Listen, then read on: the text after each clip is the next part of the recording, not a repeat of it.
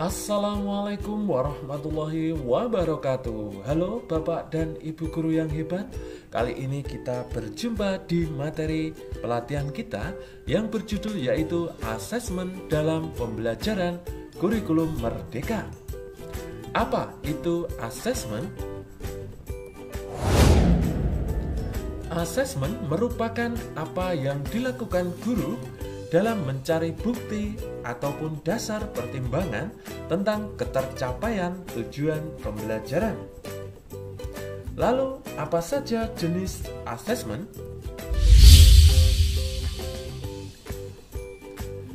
Jenis-jenis asesmen yang pertama yaitu asesmen formatif.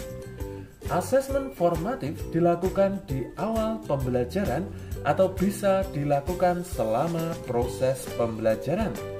Asesmen formatif bukan merupakan asesmen yang nantinya akan dilaporkan dalam rapor. Kemudian yang kedua yaitu asesmen sumatif. Asesmen sumatif merupakan bagian dari perhitungan penilaian di akhir semester, akhir tahun pelajaran, atau akhir jenjang. Asesmen sumatif yang nantinya akan dilaporkan dalam rapor. Lalu apa saja prinsip asesmen? Yang pertama yaitu asesmen merupakan bagian terpadu dari proses pembelajaran, fasilitasi pembelajaran, dan menyediakan informasi yang holistik sebagai umpan balik guru, siswa, dan orang tua. Yang kedua, dirancang sesuai dengan fungsi asesmen. Kemudian yang ketiga, dirancang secara adil, proporsional, valid, dan dapat dipercaya untuk menjelaskan kemajuan belajar. Yang keempat, laporan belajar bersifat sederhana dan informatif. Yang kelima, hasil belajar sebagai refleksi untuk mutu pendidikan.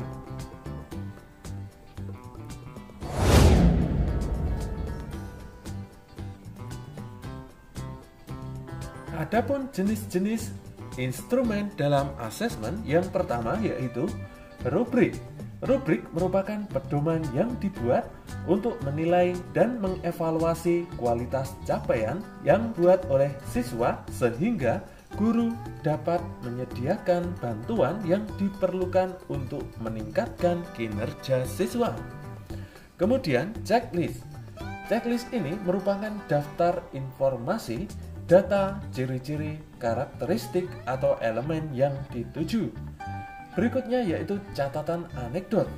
Catatan singkat hasil observasi yang difokuskan pada performa atau perilaku yang menonjol disertai latar belakang kejadian dan hasil analisis atas observasi yang dilakukan. Kemudian grafik perkembangan merupakan grafik yang menggambarkan tahap perkembangan belajar.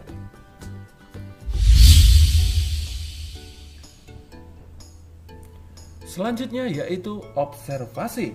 Observasi merupakan penilaian dengan mengamati perilaku siswa secara berkala dan dilakukan dalam tugas atau aktivitas siswa. Berikutnya yaitu tentang kinerja. Kinerja merupakan penilaian yang menuntut siswa mendemonstrasikan dan mengaplikasikan pengetahuannya dalam berbagai macam konteks dari kriteria yang diinginkan.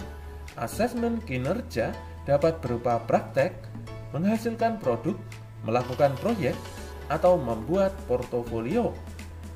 Berikutnya tentang proyek. Proyek merupakan kegiatan penilaian terhadap suatu tugas yang meliputi kegiatan perancangan, pelaksanaan, dan pelaporan yang harus diselesaikan dalam waktu tertentu. Kemudian berikutnya tentang tes tertulis.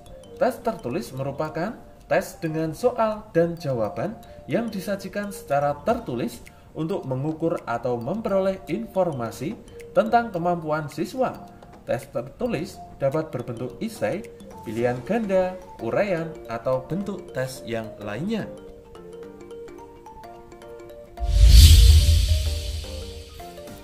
Lalu bagaimana cara menentukan ketercapaian tujuan pembelajaran? Yang pertama caranya yaitu dengan menggunakan deskripsi kriteria. Misalnya yaitu laporan menunjukkan kemampuan penulisan teks eksplanasi yang runtut. Di sini ada kriteria tidak memadai dan memadai. Laporan menunjukkan hasil pengamatan yang jelas. Di sini kita centang memadai. Kemudian laporan menceritakan pengalaman secara jelas. Kita centang tidak memadai. Kemudian di paling bawah yaitu berisi kesimpulan. Siswa dianggap mencapai tujuan pembelajaran jika minimal 2 kriteria memadai. Jika lebih dari 1 kriteria tidak memadai, maka perlu dilakukan intervensi dari guru. Selanjutnya, cara menentukan ketercapaian tujuan pembelajaran yaitu dengan menggunakan rubrik. Ketika kita membuat asesmen, maka sekaligus kita juga membuat rubrik penilaiannya. Di sini ada baru berkembang, layak, cukup, dan juga mahir. Selanjutnya yaitu tentang menggunakan interval nilai. Cara menentukan ketercapaian tujuan pembelajaran berikutnya yaitu dengan menggunakan interval nilai. Untuk yang berasal dari nilai tes tertulis atau ujian, guru menentukan interval nilai.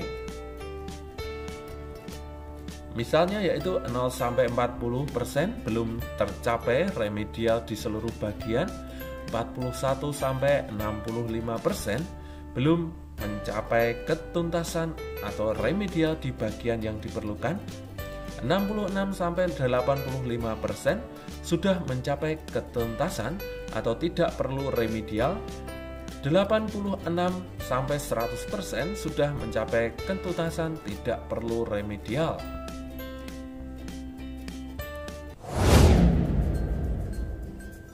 Selanjutnya yaitu kriteria ketercapaian tujuan pembelajaran.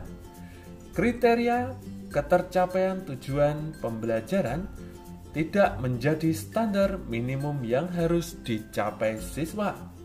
Kriteria ketercapaian tujuan pembelajaran menjadi sumber informasi bagi guru untuk menentukan tindak lanjut penyesuaian pembelajaran sesuai kondisi siswa. Kemudian, kriteria ketercapaian tujuan pembelajaran berfungsi untuk merefleksikan proses pembelajaran dan mendiagnosis tingkat penguasaan kompetensi siswa agar guru dapat memperbaiki proses pembelajaran.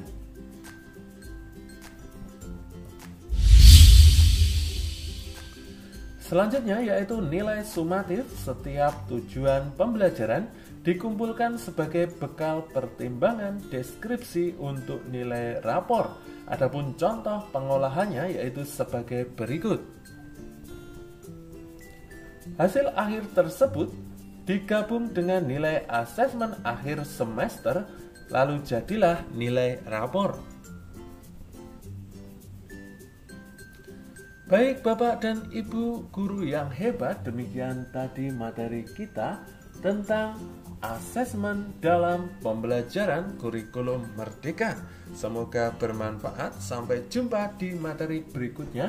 Wassalamualaikum warahmatullahi wabarakatuh.